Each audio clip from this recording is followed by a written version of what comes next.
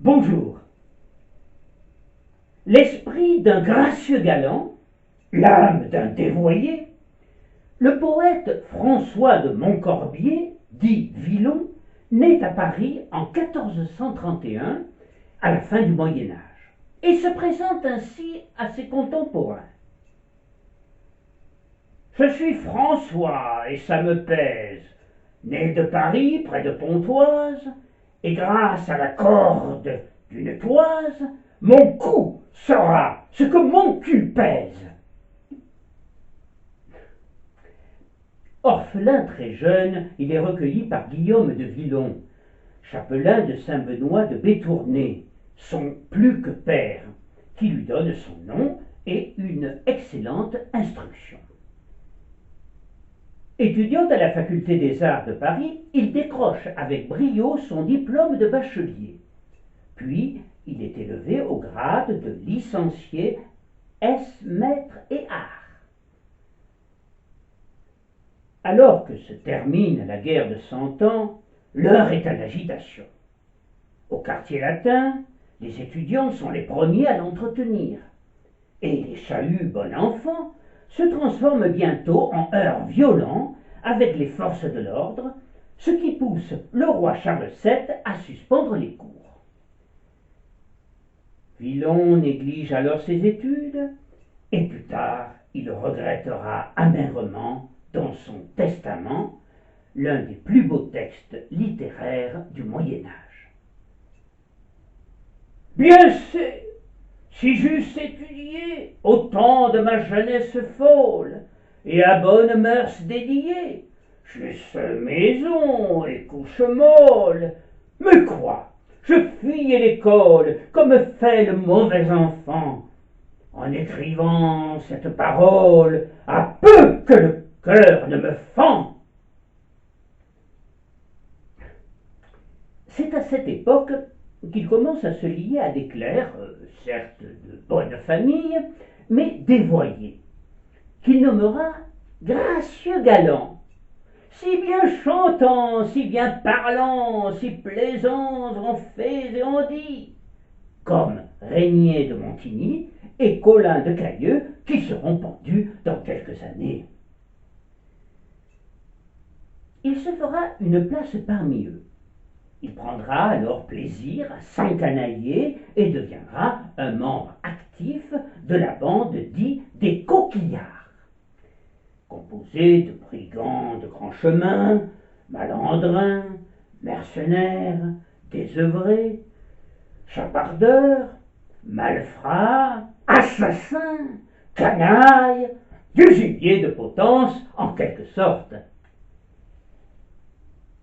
Dans le même temps, il rédige des poèmes à caractère autobiographique sur l'amour, l'injustice, la fuite du temps, comme les Laits, poèmes destinés d'abord à ses compagnons de débauche.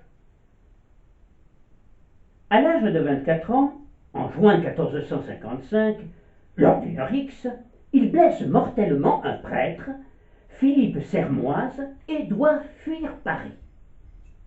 Amnistié, il s'exile à nouveau après avoir cambriolé le collège de Navarre dans la nuit de Noël 1456. Commence alors pour lui une valse errante de 4 années, ou plutôt une carole ou une branle, danse pratiquée à cette époque. Au cours de celle-ci, il multiplie larcins et exactions diverses, avant de se retrouver à Blois, à la cour du prince-poète Charles d'Orléans. C'est à coup sûr le début d'une carrière prometteuse pour le jeune poète. Mais le croire serait mal le connaître, car ce garçon instable et rebelle ne parviendra jamais à se discipliner, et il repartit sur les grands chemins où il mènera une vie errante et misérable. Emprisonné pour un forfait inconnu, il est jeté dans un cul de basse-fosse la dure prison de l'évêque d'Orléans, Thibaut d'Aussigny, à Main-sur-Loire, où il est nourri, rapporte-t-il, d'une petite miche et d'eau froide. Il est libéré à l'avènement de Louis XI, qui découvre sa poésie et le prend sous sa protection. Mais Villon n'est pas disposé à se soumettre aux règles qu'impose la vie en société. Il ne tient pas en place et revient à Paris où, une fois encore, il se fait remarquer dans des altercations et des vols avec violence. Incarcéré au Châtelet, il finit par être relâché sous promesse de restitution de sa part du butin dérobé. Hélas, il ne profite pas longtemps de sa liberté. Impliqué dans une énième affaire, il est jugé pour coups et blessures infligés à un notaire pontifical, maître François Ferrebourg, et cette fois-ci, assurément, il n'échappera pas à la potence. Il est en effet condamné à être étranglé et pendu au gibet de Paris.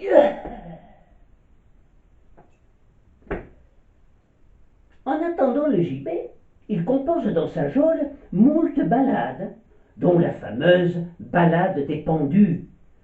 Mais, contre toute attente, le Parlement annule le jugement en janvier 1463 et commue sa peine de 10 ans de bannissement de la ville, prévôté et vicomté de Paris. C'est alors que Villon disparaît mystérieusement sans laisser de traces. Pendant des siècles, on ne parle plus de lui, ni de ses œuvres. Puis, timidement, il ressort de l'oubli avec l'émergence des Lumières dans la seconde moitié du XVIIe siècle. Enfin, avec le XIXe siècle, François Villon acquiert son statut de premier poète maudit. Dans son anthologie de la poésie française, Georges Pompidou soulignera en 1961 : Villon a peu écrit, et encore y a-t-il dans son œuvre beaucoup de vers inutiles. Mais les quelques centaines de vers qui comptent suffisent à faire de lui l'un des grands parmi les grands, avant et avec Baudelaire, celui qui sut le mieux parler de la mort.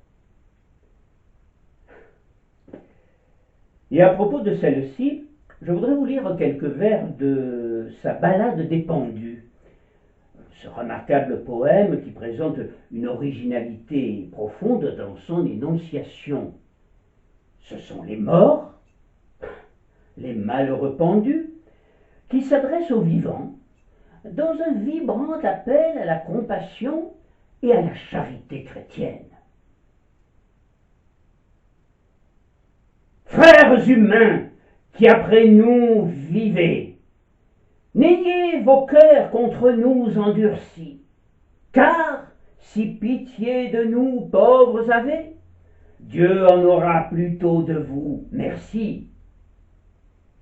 Vous nous voyez attachés ici, 5, 6, quant à notre chair, que trop nous avons nourrie, elle est depuis longtemps décorée et pourrie. Et nous, les os, devenons cendre et poudre. De notre malheur, que personne ne se moque, mais priez Dieu que tous nous veuillent absoudre. Voilà une singulière idée de la mort pour cet homme qui aurait pu être maintes fois pendu et dont on ignore jusqu'à la date et les circonstances du décès. Quoi qu'il en soit, ces vers ont encore aujourd'hui, je pense, un très fort pouvoir d'évocation et d'émotion.